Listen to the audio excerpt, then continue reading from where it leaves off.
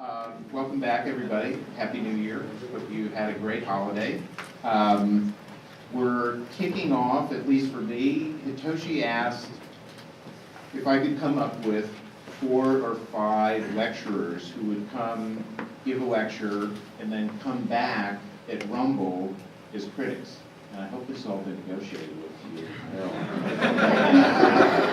So what I really tried to do is come up with people that would provoke us in ways that we would then work on those things that would provoke us, so that when we come back at Rumble, we have more to talk about. So Greg is one of the first people I thought of, and it's really because Greg works in an industry which I don't really know exactly what he does. He calls himself a builder. I think of him as running a software company, running a fabrication company, being a builder.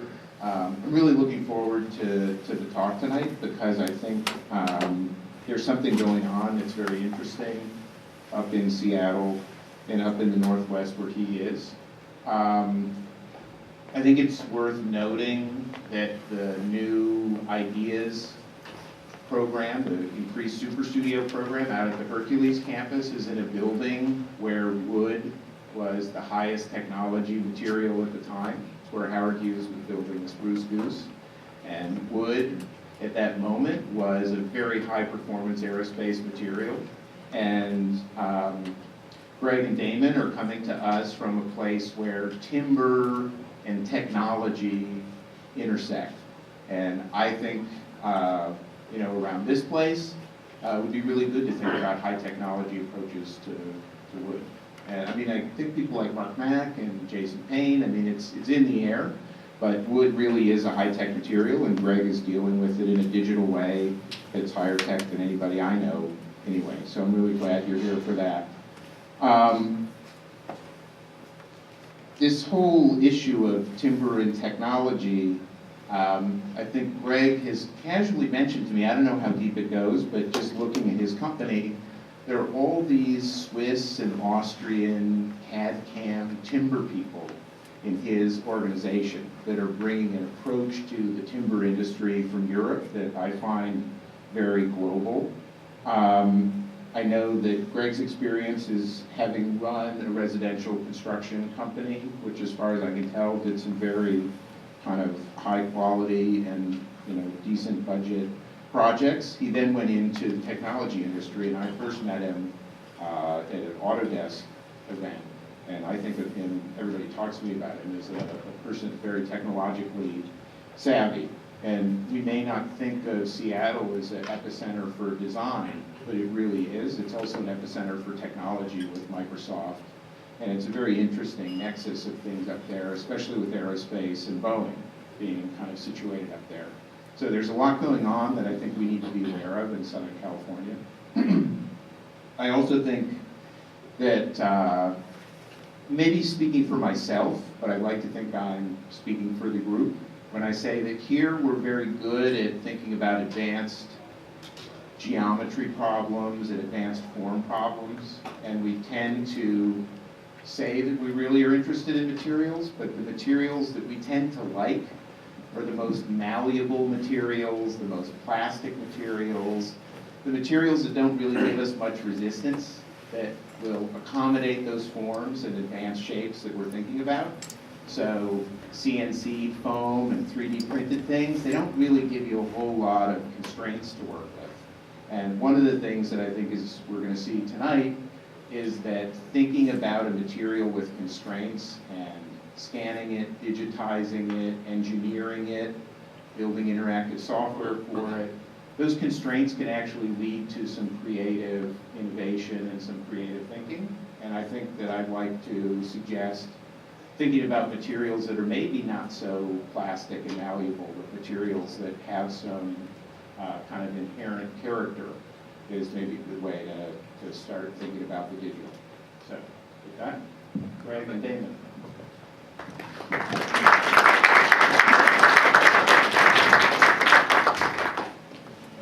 So it works? Yeah.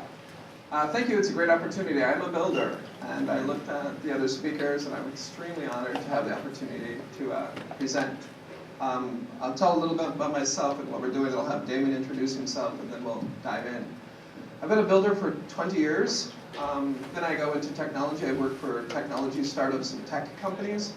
When I work for tech companies, I love it, but I tend to spend a lot of time in a cubicle emailing people, and I miss making things. And then when I'm a builder, that's great because it's tangible, it's craft, it's making. But what's missing is innovation. The industry is almost anti-technology in many ways, certainly compared to the technology industry.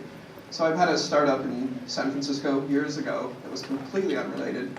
I lived and worked in Europe for 7 years and was exposed to a lot of what's happening there and found it all fascinating. So I go back and forth between building and tech and saying there's got to be a way we can use a lot more technology in the building industry where it makes sense.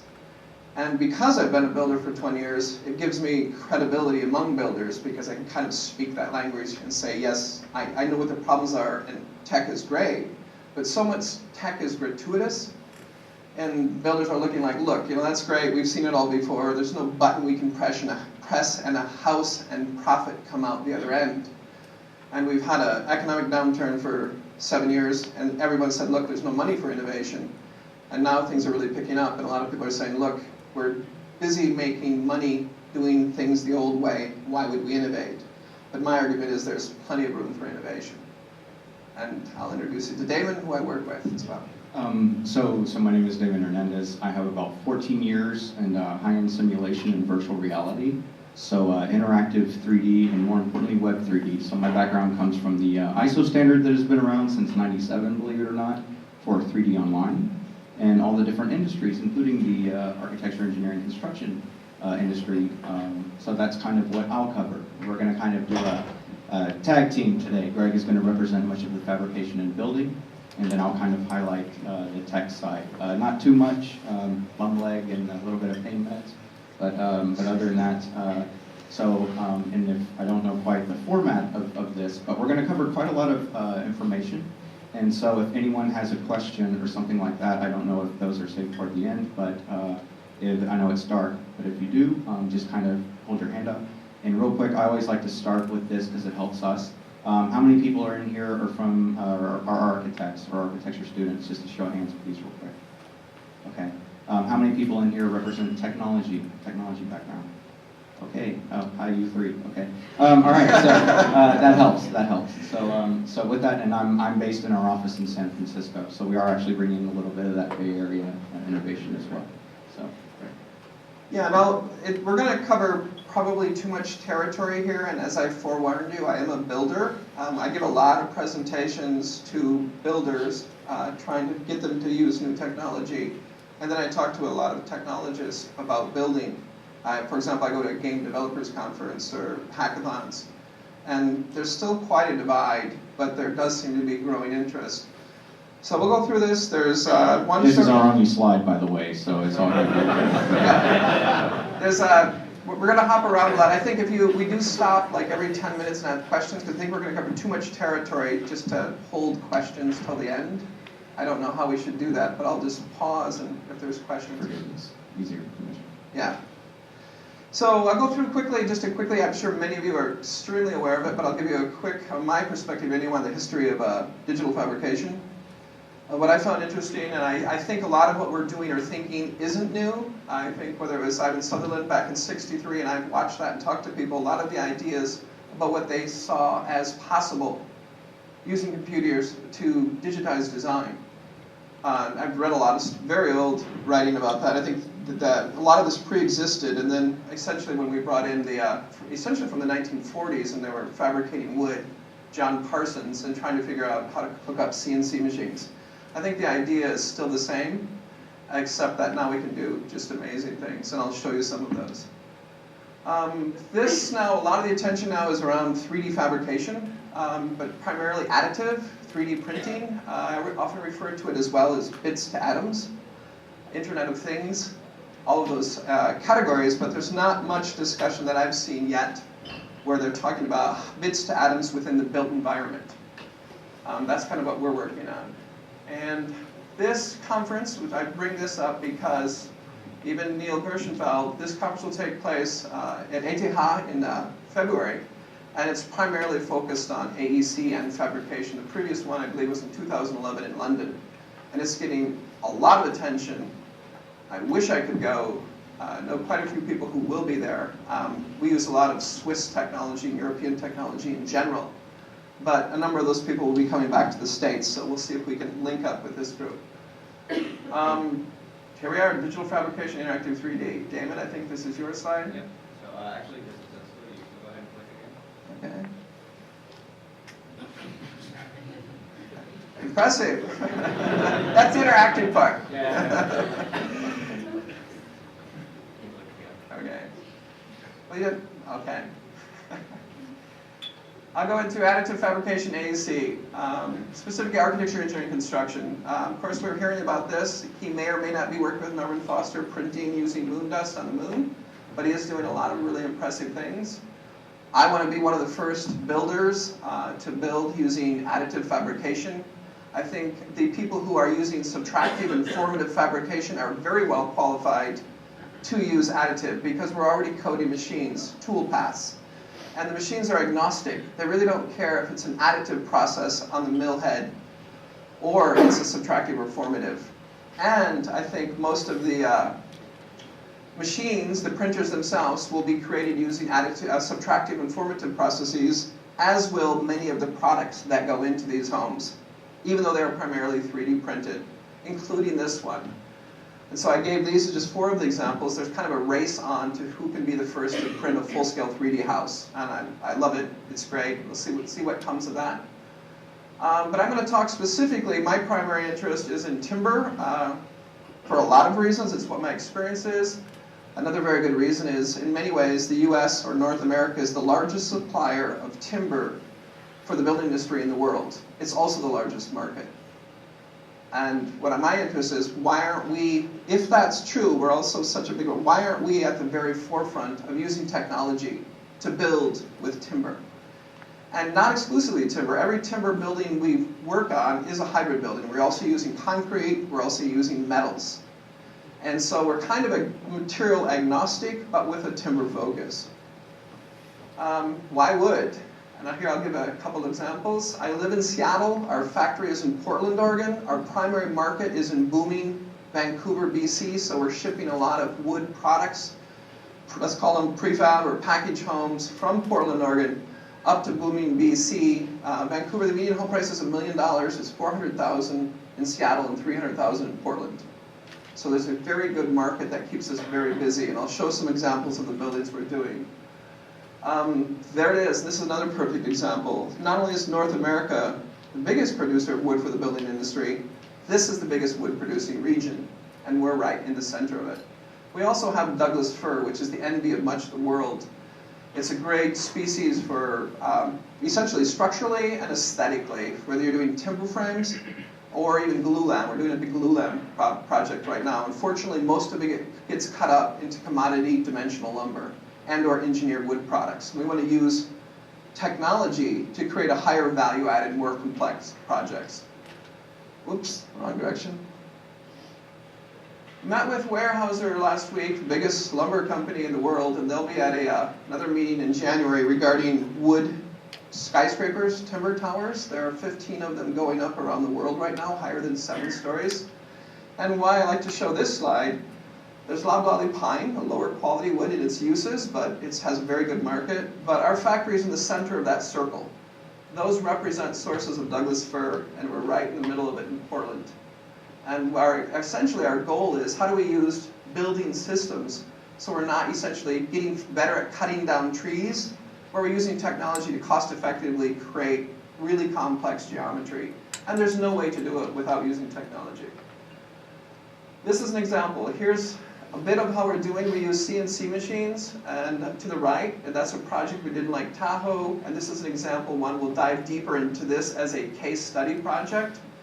But essentially what we're showing is how we come up with complex 3D design, how we essentially are digital builders. We take from the architect the geometry, the design of the building, and then essentially build it. And we'll dive deeper into this building where we define with 3D solids and machine tool paths how to cut and nail and connect every piece of wood in extremely complex buildings. And then it becomes, for the builder, assembly on site. There's still a lot to do, but we're taking a lot of the complexity away from the field, especially in hard-to-build areas like Lake Tahoe that are seasonal, with heavy snow loads and are also seismic zones. So I think this is the part we'll pass off to Damon, because since we're creating all these 3D models, we have this incredibly rich 3D data. There's so much more we could do with that 3D data using complementary technologies that currently aren't being exploited. Thank you, Greg. And so, so starting off with this part, we're going to go ahead and I want to highlight the 3D first, because I think that's really key. So go ahead and click through. Sorry to tell people, you know, like, yeah, you have to hear the click, otherwise I'd be up there. So again, Greg. All right, so first, for the team and the department that I work with, it starts with the terrain, right? This is very important. We get the terrain either from USGS, laser scans, or these kinds of things. But, you know, when you're, I'm not an architect, but I can only, you know, pretend that so much of the surrounding area, right, it comes into play in aesthetics and also in the design. If there is a kitchen window that sits behind a tree that can't be cut down, guess what has to change, right? And it's good to know all these things. So for us, we have a geospatial team. It's very important, one, to make sure that we get that environment mapped. So to start off, we start with the terrain. These are different digital elevation maps that come from either laser scans or, again, our taxpayer dollars from USGS. And then to the next one there, please, Greg. And then building on top of that is the model. And so Stefan here, one of our guys on our fabrication lead, actually, Greg, if you can play the video, he will hopefully not blast your ears out with the volume here, but he'll explain a little bit about the 3D models that we work with. Yeah. So if you want to... Yeah, I will. But I will just introduce it quickly. This is, again, the real house in Lake Tahoe. This is a 12-minute video that's available on YouTube. It's had like 7,500 views. I always send it to people to explain what we do because I think it's concise. Although it's inappropriate to run the whole 12 minutes Well, it's now. only 2 minutes here, so don't worry, guys. I'll just show 2 minutes of that, excuse me. But I think this gives a... It's the button down on the bottom. Yeah, just a sec.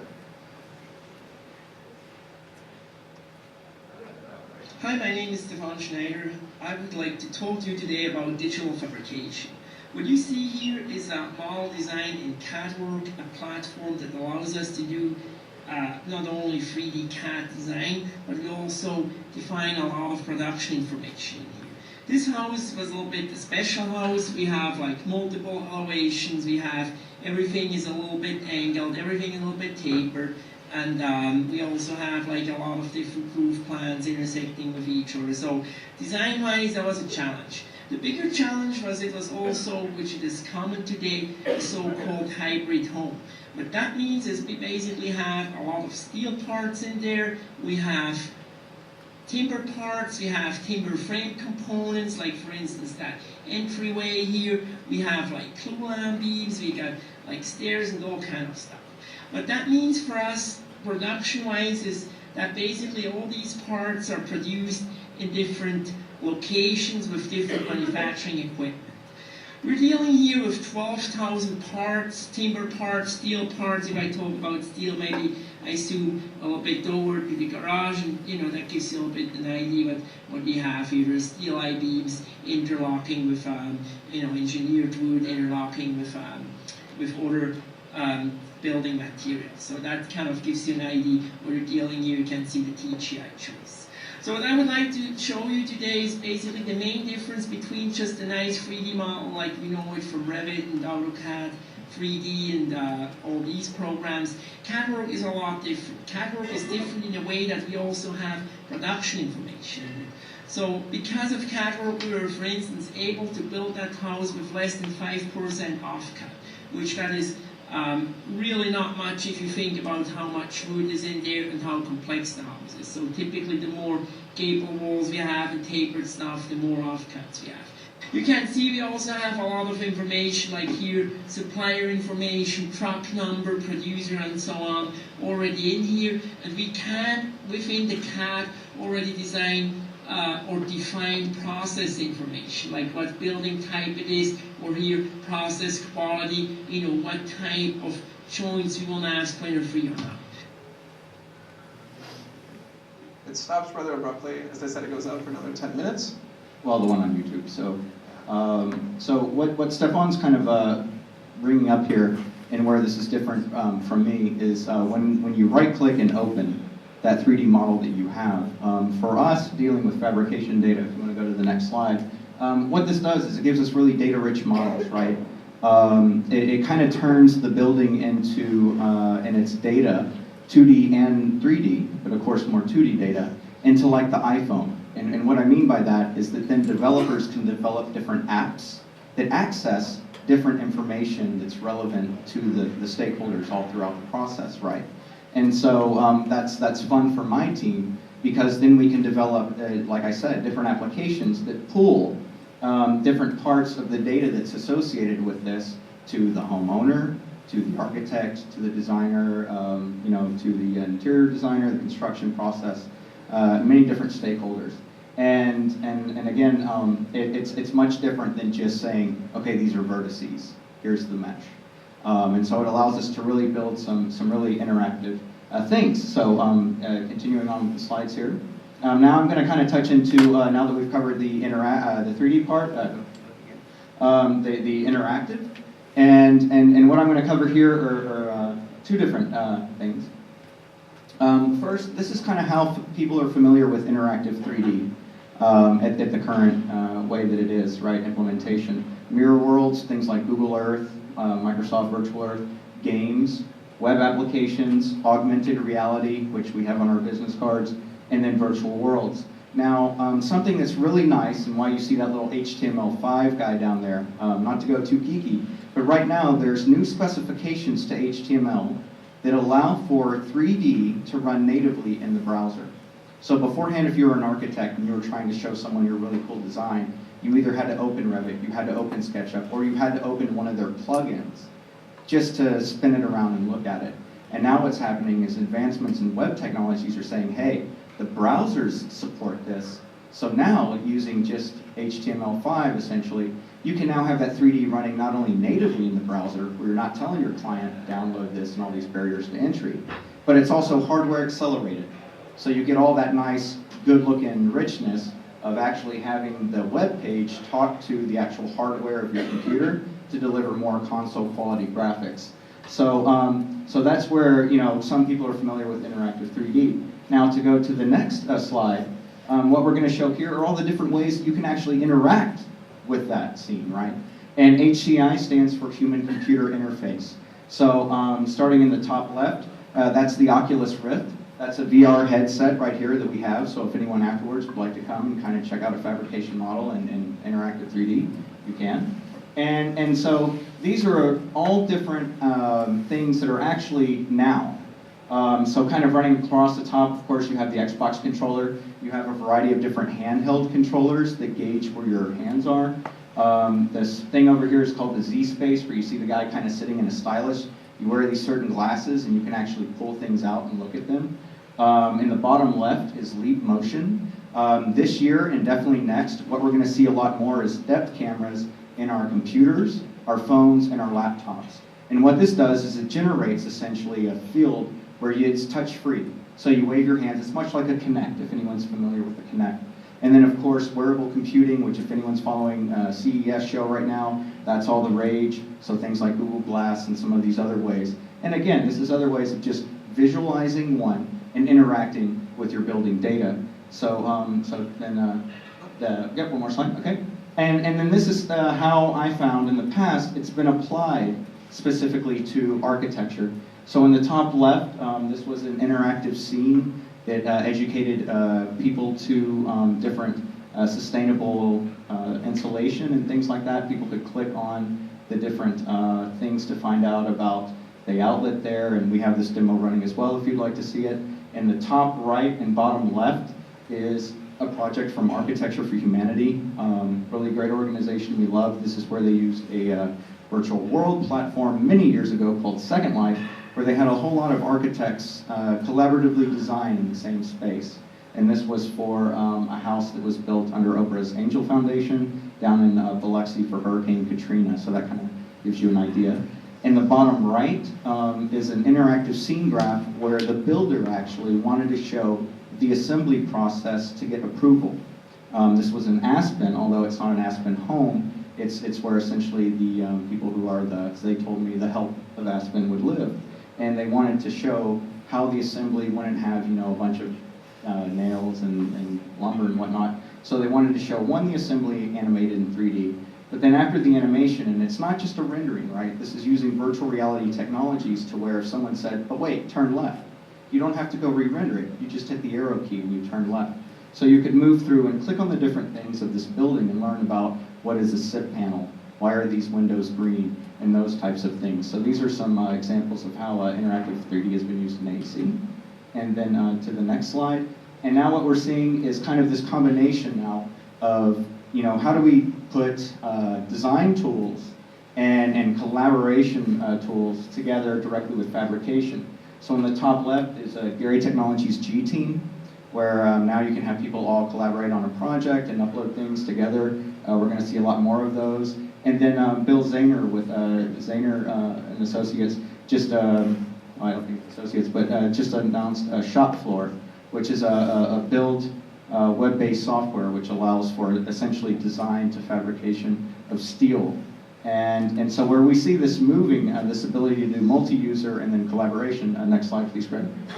Yeah, I do want to mention with with Bill Zahner's, this will be a free tool available on January 13th. And essentially, I'll just read you the quote because I think he describes it well. He said, with our tool, everything you design is quantifiably buildable. And quantifiably buildable designs have concrete costs. So we thought, what happens when a designer can see the cost of a facade? It's that missing piece of the puzzle. For the designer, it's knowledge and it's power. And I'll show you a number of Bill Zahner's building. I'm sure you're familiar with him. He's done, I think, 30 for Gary Partners. Just finished the Huddy. I'll show you a couple of the examples. So now that we have, yes, again, it's Greg product, tools that, one, allow for multi-user collaboration of all the different stakeholders involved in the building process, and then also things that tie together design to fabrication. Then, next slide. I like to think of it as this. It's tech mixology, so you can kind of click through these. So we start with highly detailed 3D models and databases of information, again. Interactive scenes, right? Interactive scene graphs, again. Different ways of us actually physically interacting with this. And it creates applications like what we have down here. And so to go to the next slide and to talk a little bit about this. Bringing it all together. And so this scene in the top left, as you can kind of see, the guy has the Oculus Rift on, and in his hands, he has what's called the Hydra Razor. These are hand controllers, and the base station essentially we can map where he is. So as he moves his hands around, he can see that in 3D. So we said this was an application that we internally developed for our team. What it was is we would have builders send us two-dimensional blueprints and say, bid on this. And our fabrication guys would essentially build the whole thing up in CAM so they could have machine and material time cost, all that work done, where we could fabricate it right there to go, and who knows if the bid's too high or not. So we said, hey, why don't we give these guys an application using a database of think of them as like 3D Lego bricks, okay? High-performance Lego bricks, where they could go in, snap together the shell of the house, and see the material and machine time cost. And then these are digitally fabrication ready. Go ahead and click again. So that means that it could go straight to the robotics from that. And what you'll get is if you go to the bottom left, Greg, you'll see, no, back one. There? Yeah, the video's all white. So not that arrow, but a little bit above. Yeah. It's tricky. And then mute it. Please mute it, because I'm talking in this and I don't want to hear my voice. Generally, Damon drives during his part of the presentation. So I can hop up and... There we go. Okay, now mute. Okay. So real quick, this is just going, so that's the finished project of the Tahoe house. This is how we kind of assemble things. And again, those are the kind of machines that we'll get into here in a little bit. So again, I work with the tech team. So we try to look at how do we use a variety of different technologies to help mainly our builders and our designers and then also our homeowners So this was an application we built about 7 years ago, believe it or not, where someone could go into their house and customize, and we could get a material cost. What we're seeing here is a combination of digital fabrication, geospatial data, and then virtual reality. So first, starting off with geospatial. This is a company called Esri. They make geospatial software. This tool is called City Engine. And what City Engine allows for is the rapid development due to parametric design of buildings and entire cities. So this is either information that you could get from the city that would automatically generate those volumetrics, or as you can see here, you can very quickly customize and do this yourself. Very much used in the gaming industry. It was used to make Metropolis and Superman. Toys 2, I think, did it, and things like that. And then we took the Oculus Rift. And so with the Oculus Rift, this is a head-mounted virtual reality display. This is supposed to retail for under $300. So that's a really cool thing about it. And what our application allowed you to do is you were kind of like Super Builder. You had the Batman utility belt there. One of them activated your panel. So what you're seeing is, this is with the hand controllers. You select, it instantiates inside of the scene. I will say that these costs, that is not the cost of the panel. Those were dummy values that the engineering team put in. So you cannot get that fabricated. But the idea here is you have the total cost calculator that floats above the whole project. You can lay down your blueprint, and then you can select, and you can build the wall of this. And that's a live action blueprint right there in front of you, so you can see where you are, and then you can kind of construct this. And I mean, realistically, you wouldn't build your house in downtown Manhattan. I mean, that's kind of the city there in the background. But this, helps. I think definitely, and it's something that's going to resonate with an audience of general contractors, architects, and designers that came up in the gamer generation. And then from that, that design, then those are all, like I said earlier, prefabricated ready.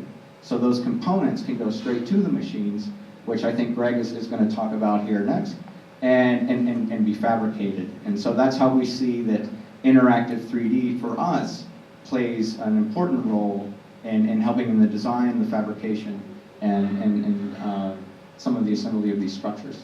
So, Greg.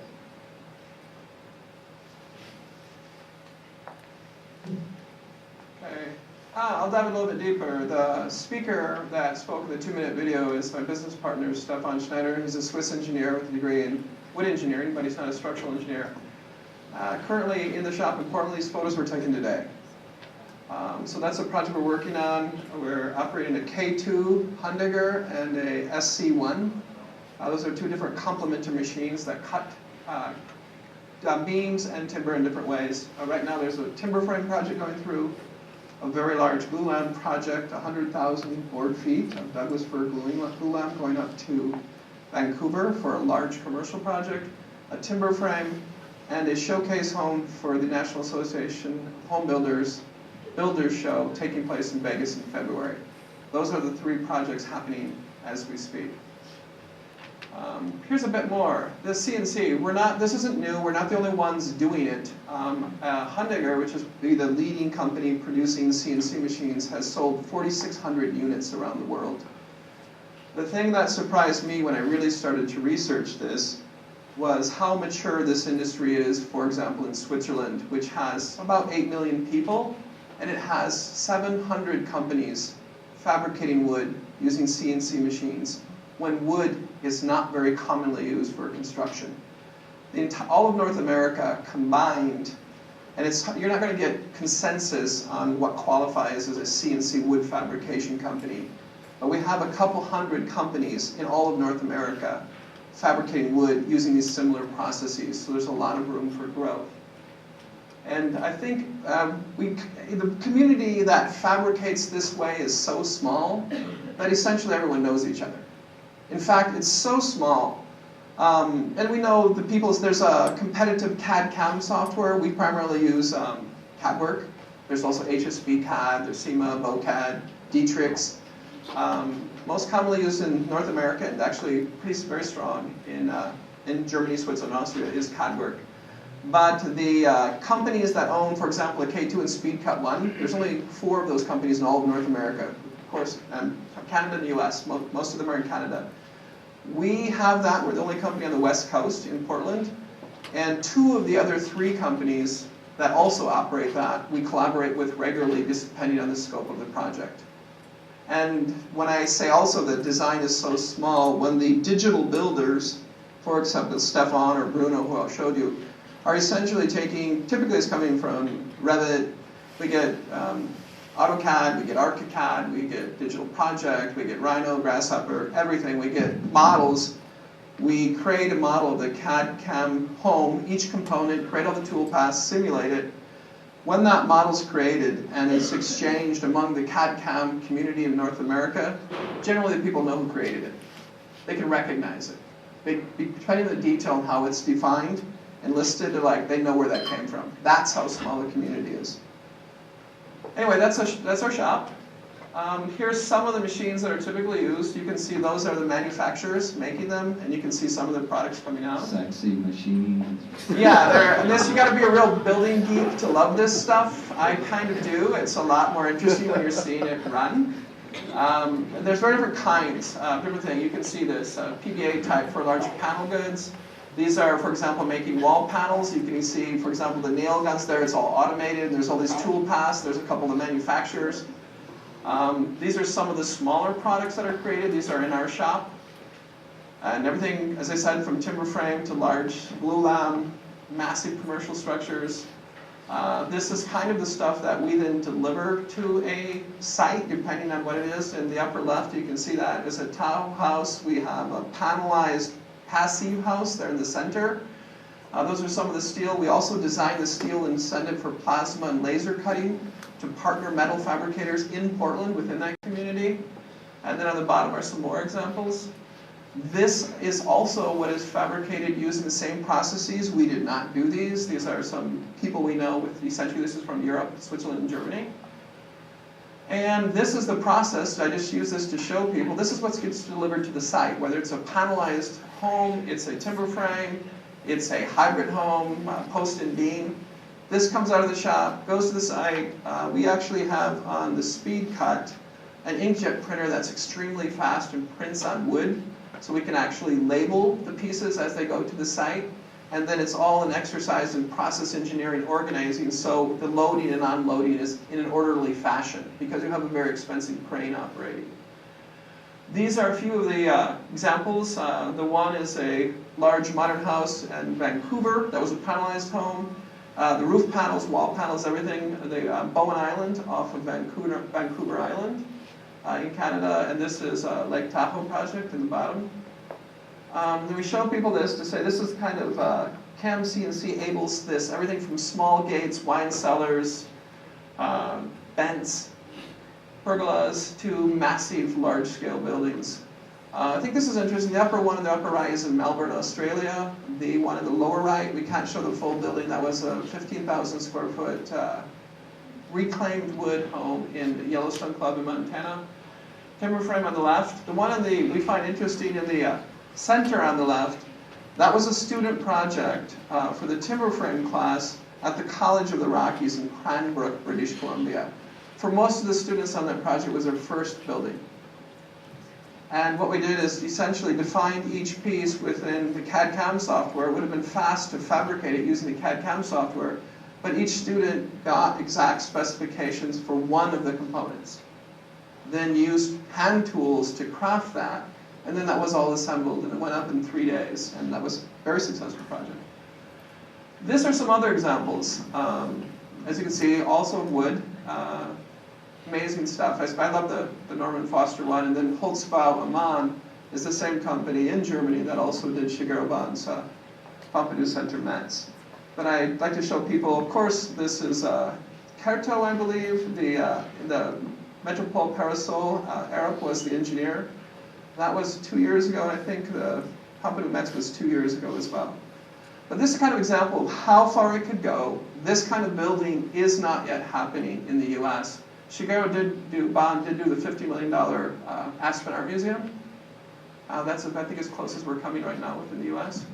Which, if I may, real quick, and for those that are interested, that one in the bottom left, there's a TED Talk from Norman Foster that's from 2007 called The Green Agenda. And I really recommend kind of check that out because he talks about how they fabricated that and a lot more into it, just for those that are interested.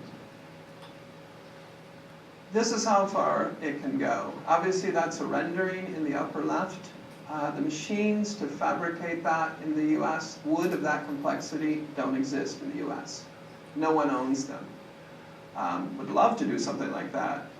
I think everyone would. That should be up quickly, and Shikaraban is quoted, "I can do this in Switzerland because I have a client willing to take that risk, and because the ecosystem of architects, engineers, fabricators, and builders who are exchanging fabrication level data exist."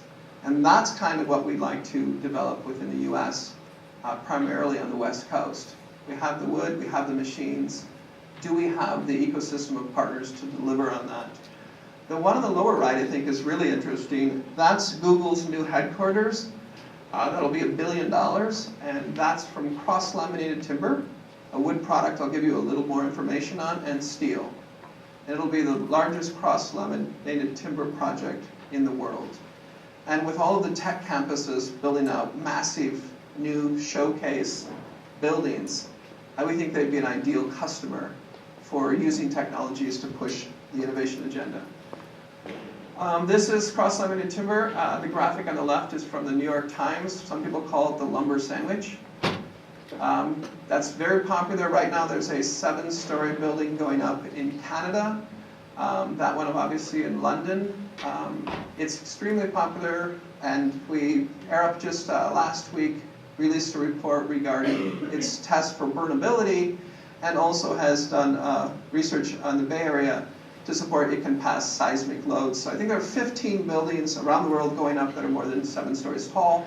All of this is obviously digitally fabricated. Also, I wanted to show one thing I learned when I was doing my research. I want to do green building, and how does digital fabrication apply to green building? I talked to Passive House, Wolfgang Feiss, the founder, and this, obviously, I think you're all familiar with Passive House and the chart. Show of hands real quick. Passive House Yeah, people. how many people? Okay, so for those non-6 that may not know. Oh, okay. Since I work with Swiss, German, and Austrian engineers, there's quite a large community of immigrant engineers on the West Coast from Austria, Switzerland, and Germany. A lot of them come to BC simply because it's easy to get a visa, it has a booming economy, and they love the wood. We have the kind of wood that they're envious of. You can see the energy use of a passive house on the left, and how that compares to conventional housing. Essentially, it's a very good envelope. And I'm part of that group. We fabricated one 7,000 square foot passive house, which I'll show was the first prefab passive house in the Vancouver area. Next, we're going to do 2 of them, and of all places, send them to Michigan. That's some of the next projects coming up.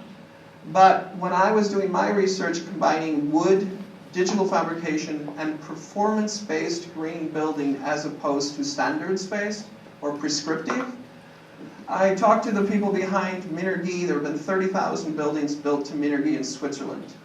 There are different levels of Minergie, some the same as Passive House, some allow a little bit more energy uses, and 30,000 passive houses. Talking to both of the founders of those organizations about wood building, I asked them how many of those buildings that are compliant with those standards were fabricated using CAM CNC. And both of them were like, well, of course, most of them.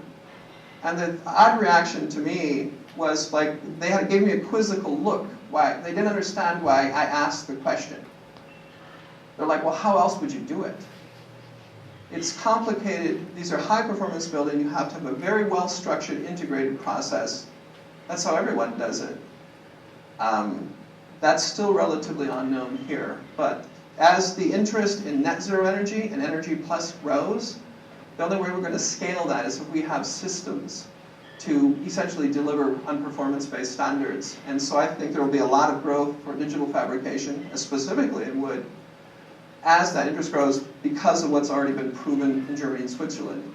And they're not doing it because they love technology. It's because it's good business. It's the most efficient way.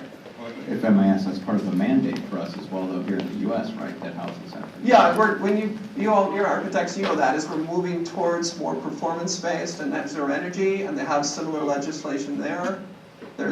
that market should grow, and I think what's constrained is how do we deliver on that? How do we do it cost effectively? This is another example. This just opened in September. Net Zero Energy, Energy Plus buildings. This is in Wuppertal, Germany, and I was just in Germany in September, and the economy is kind of booming there because of low interest rates. And I was talking to some of they call them prefab houses. This is a showcase community in Wuppertal of all Energy Plus buildings. Not Net Zero Energy, that's an old story. There are 19 companies represented here, each with their showcase house. I did research on those 19 companies, and I was able to confirm information on 12 of them. Those 12 companies have been in existence for over 1,000 years combined, and have produced over 300,000 units. So it's been an iterative process to get here, but all of them can deliver an Energy Plus house now. To my awareness, this does not exist anywhere in the US. Where would I go if I wanted to buy an Energy Plus home and have a building system behind it to deliver, and I could count on that happening? I still don't know. That I think equals great opportunity, and all of these companies are using CAM CNC processes. I haven't been there yet, I wasn't there long enough, but all of the companies I talked to when I was in Berlin, like, yeah, we're kind of so busy we can't keep up. Our order book out is up now 9 months to a year. That's our biggest constraint right now. It's not demand. We just don't have capacity. So I think this kind of validates that for building systems, using digital fabrication and CAM CNC is potentially a really big growth market. I should stop. We've covered a lot of territories. Well, we still have a couple more slides. Yeah, I mean, we're almost done, guys. So if you have questions, yeah. To promote digital fabrication, the constraint I see in the industry, we have a lot of demand right now. I'll show you what's going on in the shop. We're kind of booked out for quite a few months with the housing market as it is, and as are many of the other people who are building this way. And what we want to do is grow the community of companies, architects, engineers, builders, vendors, real estate developers who want to use these advanced building systems. And since it isn't a demand constraint, I think the constraint is finding AEC industry companies who want to exploit these technologies. So I give a lot of presentations to builders to show them how it's done and show them some of our buildings. But then online I started talking to people who do digital fabrication with composites and with steel. And I found out they have the exact same constraints. They can't find people. We're all drowning in data. We're getting these constant updates. And yeah, it lives in the cloud, and it comes online. But it's really easy to generate design data. But then we have to take that data and digitally build that building in machine code. And we're kind of drowning in that. And I talked to, this is Bill Chrysler. He's currently fabricating Snowhettas, the facade, out of composites in SF MoMA. This is an ongoing project right now. A recent one he did was in the big concert hall, and many others. Yeah, for those that may know, I think in San Diego he did the rabbit. If you see that red rabbit in the airport, they also digitally fabricated that rabbit as well. Yeah, he's got on the website, and I'll show you the contact information. So I talked to, hey, Bill, you got the same problem I do. You're not a competitor in any way. I'm making wood. Our buildings are all hybrid. I'd love to put composites on the exterior of a steel or wood building. It's completely complementary. And the architects, engineers, and developers you're working with that exploit digital fabrication CAM CNC are going to be an easy sell for me when I'm bringing in a different material, which in my case is wood. Let's collaborate. We have the same problem. Let's grow our ecosystem. Let's create partners, much as they have in Switzerland, Germany, and Austria, who opt into using these technologies. This is another person, Bill Zahner. As I said, he's done 30 Frank Gehry projects. That's currently in Norman Foster Spaceport America, the Broad Art Museum in Lansing, Michigan, from Zaha Hadid. I think he does 150 to 200 projects a year. Amazing. Also the same problem, or the same challenge. The constraint isn't demand. And the other thing that's not a constraint is buying the machines or buying the software. It's a people problem. How do we connect people in the AEC industry who want to create this data, generate this data, and essentially exploit these technologies? to promote this or grow that community, I co-founded this organization with Bill Chrysler, and it was kind of an outgrowth out of the LinkedIn group, Digital Fabrication and Design. Those are all open groups you could join. 3,500, pretty amazing group of people are inside the discussions in those communities. On this next one down, BIM and plus digital fabrication equals smart building. I started that one because I was kind of putting too many posts in the first one, and I was kind of feeling I was a little too obnoxious. I'm a little too obsessed with this.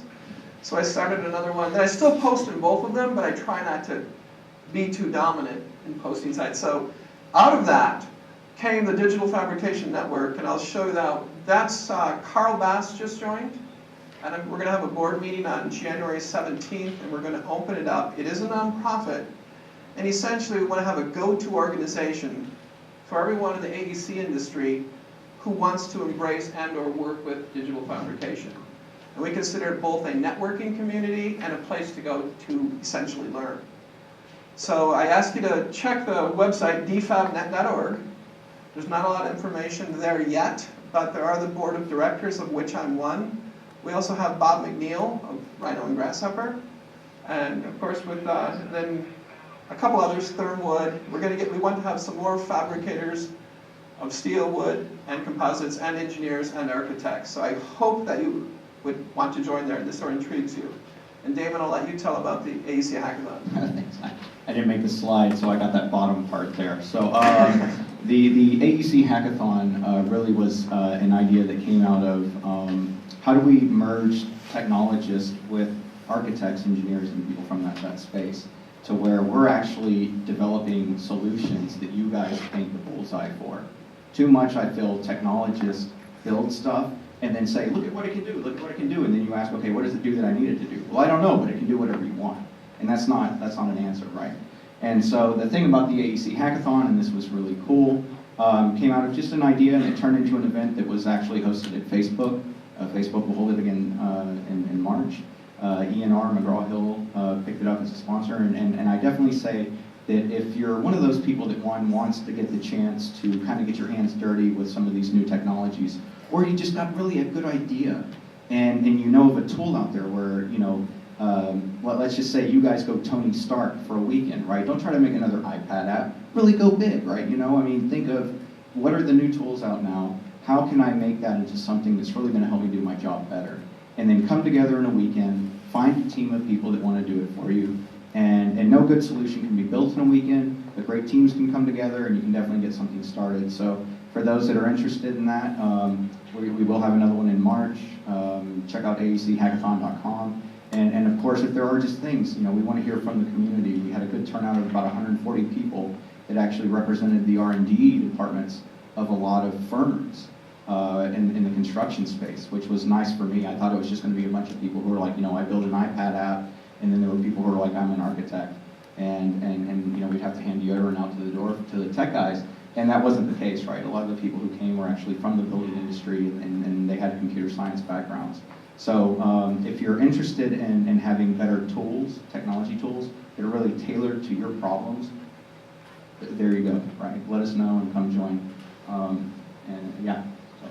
Yeah, and I think I'm going to host one. I'm talking to the architecture firm, the AIA, and the builders, University of Washington State, Oregon, AEC Hackathon Cascadia, probably in April or May. The focus now is on the next one at Facebook. The last one went so well that we want to have that one first before we start hosting them elsewhere. There you go. And then definitely, you know, thank you guys for your time. And I guess this is where we'll definitely open it up for questions. This is our contact information, of course. So maybe lights at this point might be better to see.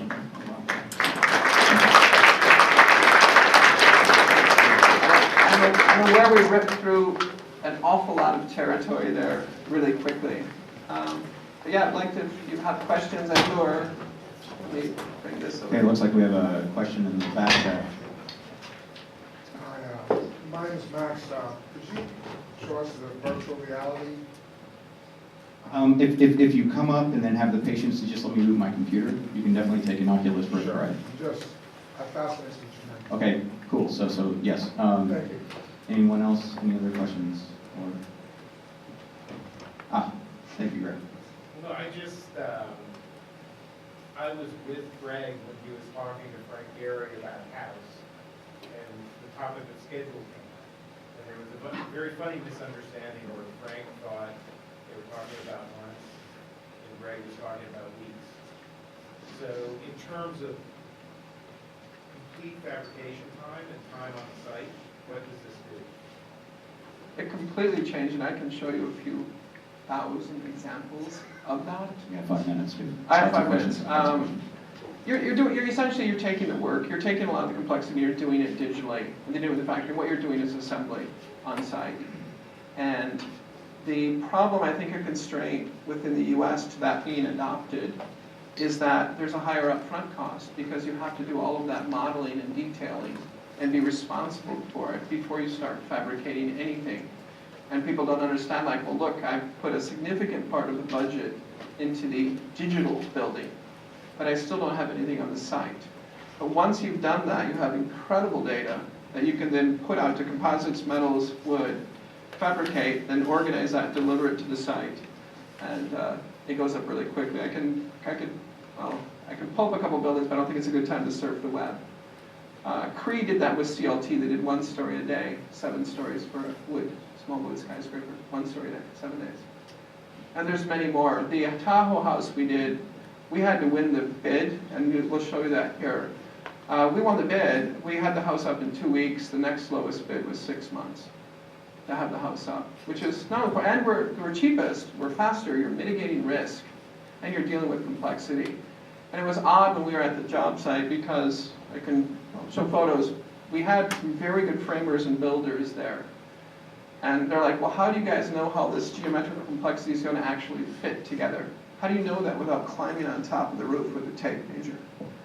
And conveying to them, like, look, if it's in the model, it's not just a design model, it's a fabrication model. We've built that to an extreme level of detail, all 12,000 pieces. They will fit. And they couldn't, the concept was too much. They're like, well, no, I still don't understand. You don't have to go there with a tape measure. They're like, look, the tolerances in the digital model, if there were clashes, they would show up. But by the time the project was over, everybody was involved in that project said, I want to keep doing this. Because you guys are taking the headache, and a lot of liability, and doing that in the factory. And so it does go up. Regularly, these homes go up. Every one I've shown you, that was the longest one, it was 2 weeks. Of the buildings we've shown and we've done, the longest one was 2 weeks. You've got a crane there. Crane's expensive. It'll be $500, $1,500, $2,000 a day, plus you're blocking the street. You've got to do it. But a lot of the general contractors, of which I'm one, I'm happy to pass that liability on to someone else. I want to build crazy buildings. I want to build really crazy buildings. The way to do that is to use digital tools. I don't want to be out in a job site in rainy Seattle with a tape measure trying to figure out what those angles are. And they don't even make tools big enough to make the cuts if I could figure them out. And I can look at thousands of examples of buildings fabricated this way that prove it can be done. And I want to be one of those builders. And to kind of go to that, I mean, that's where we look at the digital technologies, right? Is that, you know, we have this model that can assist with the construction time. Because, I mean, a lot of the times on these job sites, the English is not the #1 language, let's be honest, right? And so if you have 3D and you can show, and that's where, again, we're looking at a lot of on-site construction apps of how can we help then use these interactive 3D technologies where these guys aren't, you know, going to have to flip through all these papers, or when they go home and play an Xbox, can they go through and see the assembly? And then we can start to do 4D and 5D as far as time and cost, because from the actual things as they're fabricated, and then our guys actually have 3D models of the trucks, so they know exactly how many panels they can fit. So then all we have to do is go to those guys and say, download this app, and then you can see that when truck 1 comes, here's the assembly, and we can show the way that it animates on. So that's another way of where we're trying to find how do you use these digital technologies, and definitely a medium that a generation that's coming up is familiar with, to help streamline that, right? And there's so much great, you know, technologies out there now where there is a cost, but but it's not expensive anymore. It's commercially viable. And I think that's the thing, is for the savings. And now one part of that, to be honest, is that it does start with the architect. The architect has to design that model in a way to where, as a developer, I can grab only the elements that I need. Only interior walls, only exterior walls. Where sometimes I'll meet architects and they say, hey, I went out and grabbed the Unity game engine, I took a 2 gigabyte size file, threw it in there, and there's performance issues. Well, yeah. Learn those tricks and those methodologies that the gaming industry has done. Same problems. Large 3D data sets, lots of 2D data. And so I think that as much as you have to have the structural engineer, the general contractor, and all those people that are involved up front, now with the way that this is how people want to access construction documents. This is how they want to see and collaborate on designs. How do you architect that model there to where it can really add value all throughout the building's life cycle? And one thing that we didn't even touch into is how this then plays into facilities management. And not just how does this building operate by itself as you tie it into things like Nest and these other technologies that have these open APIs, but then you can look at it as an integrated system. How does this building fit in this with all these other things? You look at it as a smart system, and then in some places, and Greg, correct me, in Europe and whatnot, not only do you have to submit a 3D model of the building, but you have to do enough of an energy analysis on it to have it accurate to where if it does not hit that mark, you are fined every year that building exists. So what kind of data do you think is coming into that, right? And so, that for us is, well, at least for my team, is very exciting, because then it turns this idea of digital into real, but then you're using the real and the digital model that came from the architects, dressed up all the way through, to actually control the real system. So that way, if someone needs to turn off the lights here, it's not going into one app, it's going into that model, and clicking on that light switch, which talks to that light switch, which turns off these lights. So that's kind of going a little bit further down that, but how we look to use technologies at least to help speed up that process overall. I've been dragging Damon to building industry meetings for many years now. Just kind of cool, and the topic discussion. As long as you said that's very cruel. Thank you, Cosmo. Well, it is in some ways, but the challenge has been the technologies are getting better all the time. There's all kinds of technology in the media, but which ones are appropriate for the building industry, and which ones are not just gee whiz, wow, yeah, that's cool, but I don't want to pay for it, and I look at that, it was great, and now I want to get rid of it. I do think, especially on the west coast of the US, we have an unprecedented opportunity to use these technologies that are being developed by IT companies as a way to essentially market, educate, and collaborate. And I'll give you just one example. Not only the technical campuses, but the Oculus Rift that he has there as an example. That company has got $75 million in its last round of venture capital. I think we'll see those as a really common Christmas present. Real quick though, show of hands, how many architects in here are using gaming technologies or something like that for showing customers what you've designed? That was to get you guys to raise your hand. Okay, all right, good to know. How many use 3D renderings, just a movie with 3D rendering? Okay, cool. All right, so that's what I'm saying, guys, right, is the cost for that. Please, if you take anything away from this other digital fabrication from the tech side, look at a lot of those now affordable technologies out there, to where if I as a client say, hey, look left, you don't say, come back tomorrow. I need to re-render this, right? Go ahead, and if you're going to spend that money to get the rendering, spend that money, or there's a lot of free tools out there now, where you can throw that in there, and if someone says, hey, what does my kitchen look like to the left? They just hit the arrow key, right? So yeah, thank you for that poll. Any other questions?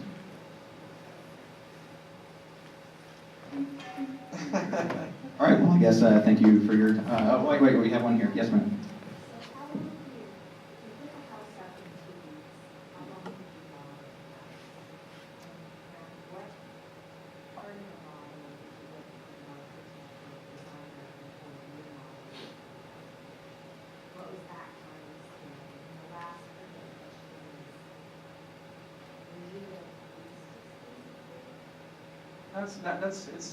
We have to be. No one's going to use like prefab, the oldest new idea in architecture. no one's going to do it because it's cool. I mean, maybe put your ad in Dwell magazine, it's cool, it's modern, and we're doing prefab. There's a lot of that, but ultimately it has to make business sense. So it's not going to make sense for you as an architect or the builder or the client. Lots of hours going, 80, 200, kind of collects 400 on crazy buildings. It can be forever. And the content path, I mean, ideally we like to work with architects who are looking with 3D solids, not like 3D models. Within North America, the most common content path is through Revit. So that's typically what we're getting is Revit models, and then we don't want to be duplicitous, where we're having the architect create a Revit model, then we can or cannot import that, depending on how it's made. It's not the tool. We recently did a project with SketchUp. That was the first one. But it's because an architect we'd worked with numerous times who was very familiar with their process and what that architect should or should not model in SketchUp and how they should do that. And then what it was efficient for us to take then into CAD/CAM software. But we get everything. But it's the same thing. Every other fabricator I know as well gets everything from 2D to 3D, and it's crafted in all these different ways, regardless of what material you're fabricating from. But I think a lot of fabricators go back to the architects they prefer to work with. And once they've established that relationship, so I think it can be very much a win-win relationship, because a lot of people are going to the fabricators for buildings now. That's really common now in Switzerland and Germany. I was going to say, what do you need architects?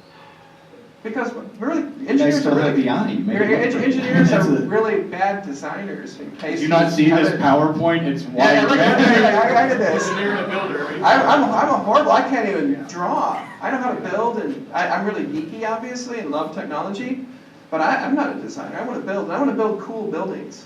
And I need people who are good designers to design them. There are very few fabricators that would make the mistake of going into design, because they optimize everything for fabrication too early in the process, and it's utilitarian at best. So I think to hit on the second part of that, and then Greg, of course, please stand here, but at least from what I observed, because, they let us out of the lab every now and then, and I go out on the job site, I'm like, okay, I drank Kool-Aid with these guys, how was it? Was it wild, bang, how did it help? And the one thing I heard was, you guys came in on time and on budget. Now, in any other business, you're like, well, duh, that's how you stay in business. And that's where he gave me that, oh, well, son, let me tell you how it really works. So, are we the cheapest bid? No. No, we're not, probably, okay? Are we the price that you're actually going to pay? Yes. And that's the difference, is I've asked that question, a lot of times. Raise your hand in here if you've done a home remodel or a new construction. Keep your hand up if it came on time and on budget. 5 people out of hundreds I've asked have kept their hands up. And that says a lot. So for us, our goal isn't high, low bid. You're gonna pay exactly what we tell you it's gonna cost.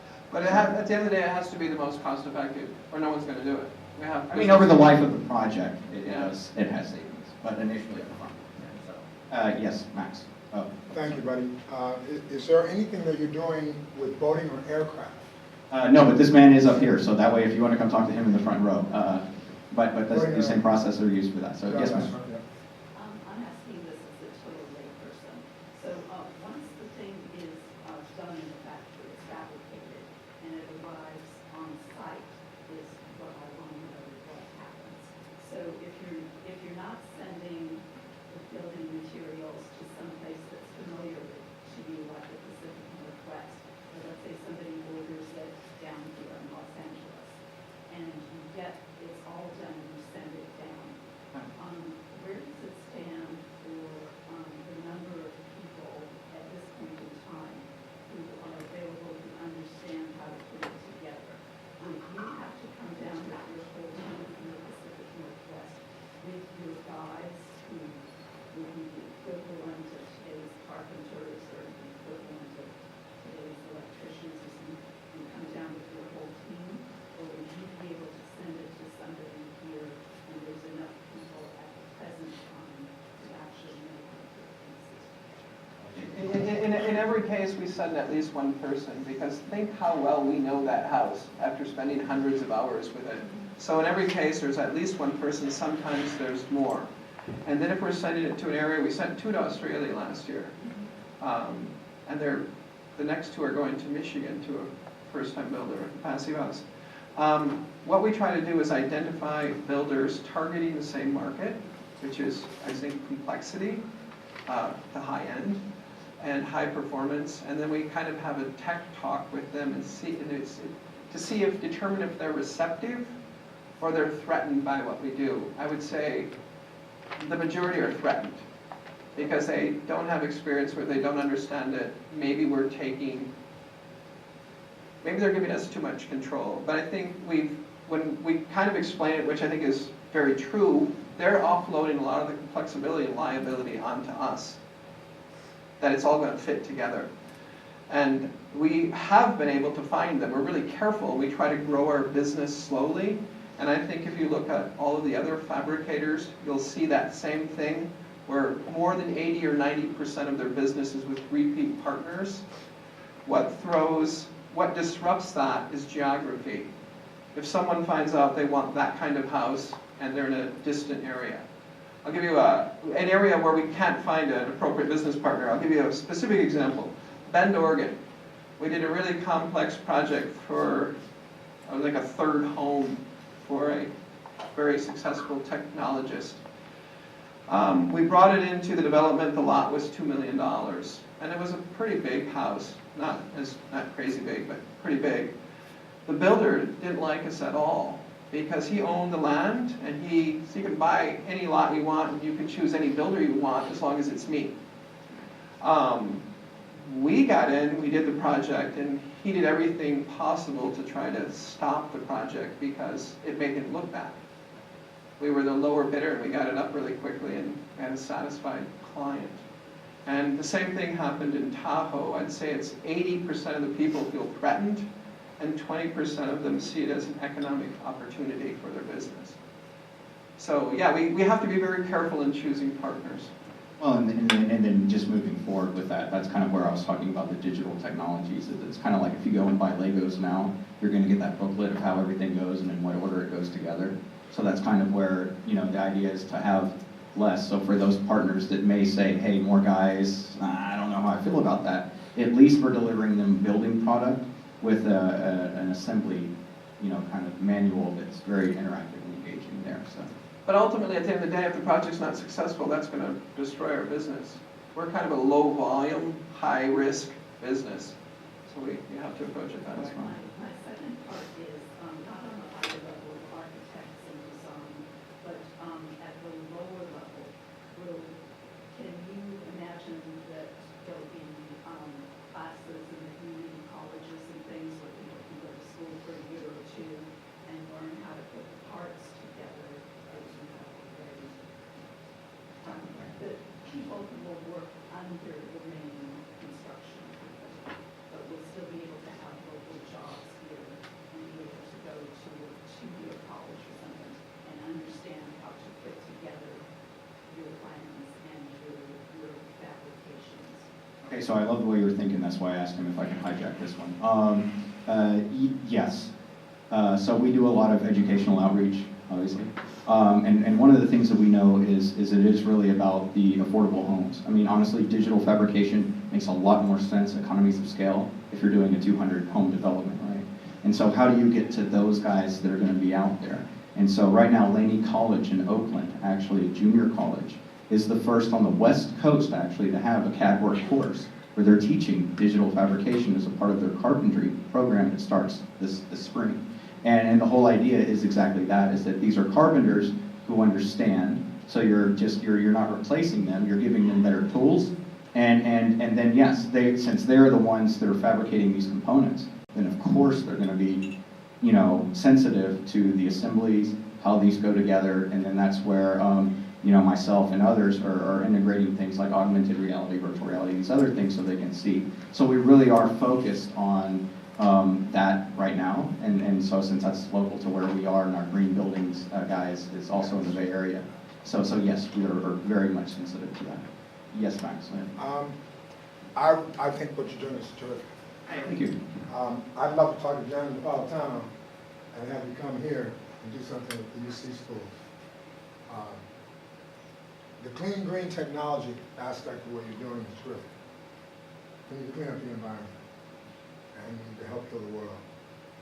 And what you do is sort of what Tesla does with cars and what Elon Musk does with other vehicles, which you're doing in the buildings. I think it's a great idea. There are applications that could be worked off-planet. I won't say for military applications, but I'll say for, let's say if something happened to the Earth. Could you assemble these on Mars or the Moon, for example, or something from NASA? Well, I think naturally the market we're serving, I think the Tesla comparison, but where the market is where we can add the most value is, I'm from Michigan originally, is not doing affordable housing in Detroit because the price point is so low. Where this kind of happens, obviously it has to be a buyer who can afford it and wants it, the same as a Tesla. Where it really does the most, Hawaii, Aspen, Tahoe, Whistler, where you have a short building window, and if you're the builder, you take that contract and you kind of a little bit late and winter blows in, and your client sues you and you go out of existence and lose your business. Where you have that abbreviated schedule, we can add great value. But I showed you the, as you iterate to, and allow less customization like some of these, I think you can essentially create scale, like those German companies I showed you. They allow a lot of customization and they can deliver on that. So the idea would be, like Tesla, to essentially start at the high end, and once, if you have economy of scale, you can really lower the price. So I think we have time probably for one more question, which I think they came from over here. What approach do you take to integrating infrastructure elements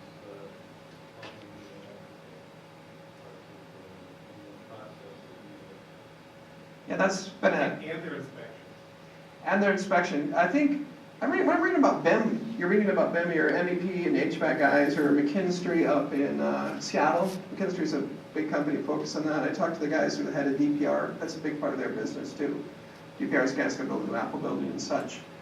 They're like, look, we're just trying to get the, we're trying to figure out how much drywall to bring in and like kind of maybe pre-cut it. You guys are talking about, you're gonna put all the drill out and plan the plumbing. How are you going to coordinate with the trades so you're integrating their needs into the digital model? So even if they're going to bring in the plumbing, electrical, or it's a hospital, have they really planned that out? Or is it a sequential process where you have to put up your building, then they figure it out? I think the bar is so low. There is no bar, it's kind of a ditch. And I do think our natural partners are the people in those trades who are doing a lot of the really digital modeling and see it as competitive advantage, and we're taking, hey, we'll mix our good data with your good data. And it's kind of a win-win situation. So it's not only BIM adoption, it's having this kind of data. And the thing that kind of shocks them is the accuracy of the data that we create in order to fabricate.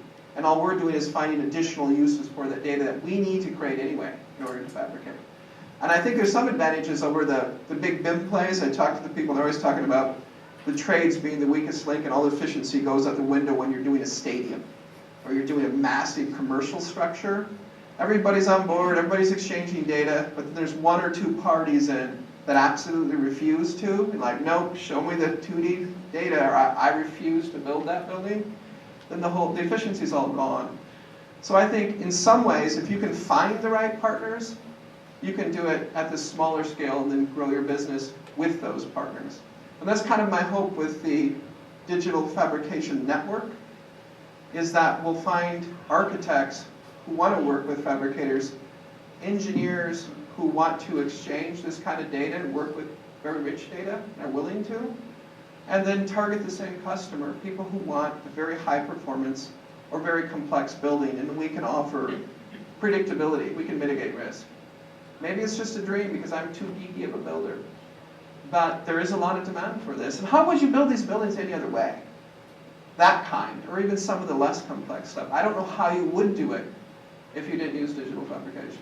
And to your point, it's a big education, to be quite honest. It's a big upfront education to these guys, because a lot of them, especially on the general contractor, smaller scale, they don't use 3D, right? They're used to doing it their way. So, I mean, there is a lot of, finding, like Greg said, but it's like with anything, right? Finding the right partners, long-term, right team, and then from there, just you learn each other, and you know, and expose it that way, so. The right partners are people who want to do this. The wrong partner is people who don't want to do this. You're really wasting your time. So we try to identify, tell people what we do. Don't worry, here's the software we use. Here's the machines we use. Here's where we order our materials. Here's a whole process. The last thing you have to worry about is someone copying your process. And that's the same thing when I talk to Bill Zahner or Bill Chrysler. It's the same thing. It's all intellectual capital. It's all people. It's not the machines. And we want to grow the network of people who want to use those tools. And there's so few people who know how to do this or who want to go after these risky things, so there's not a lot of competition, to be frank. But again, you know, and I guess to end on it, it all starts with you guys, right? So I mean, that's yeah, because we're not designers. I can't. I don't want to. I want to build. I want to build cool things using cool technologies, and I want to market them because when there's tens of millions of people who have this Oculus Rift next year, and a lot of them run big technology companies, and I can show them what we're going to build before it's constructed, I think that's very cost-effective marketing. Yes. It's not just, you know, geek fun. But maybe that's just me. But we're finding quite a few people who share that belief, and I'd like to work with them. Well, thank you guys for Yeah, thank you. your time. Thank you for coming.